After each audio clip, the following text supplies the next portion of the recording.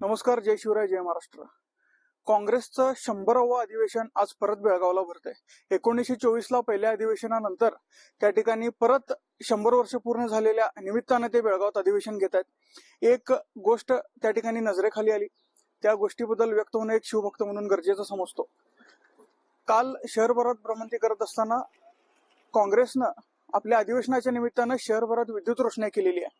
अगदी वर्दळ जिथं नसते तिथं सुद्धा प्रचंड प्रमाणात त्या ठिकाणी विद्युत रोषणाई केलेली आहे. पण छत्रपती शिवाजी महाराज उद्यान त्या ठिकाणी एकही लाईट लावलेला नाही. हे जाणून बुजून केलं का, हा सवाल मी त्यांना करतोय. तसेच वेगवेगळ्या महापुरुषांच्या देवी देवतांच्या प्रतिकृती त्या लाइटिंगच्या माध्यमातून त्यांनी बनवल्यात. पण छत्रपती शिवाजी महाराज आणि संभाजी महाराजांना जाणून बुजून त्यांनी वगळले का, हा परत एक सवाल मी त्यांना विचारतोय.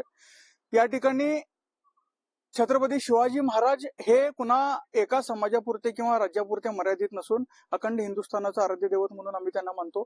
त्यामुळं काँग्रेसनं आपली भूमिका स्पष्ट करावी. बेळगावातल्या स्थानिक काँग्रेस नेत्यांनी आणि कर्नाटकातल्या नेत्यांनी याचं उत्तर द्यावं.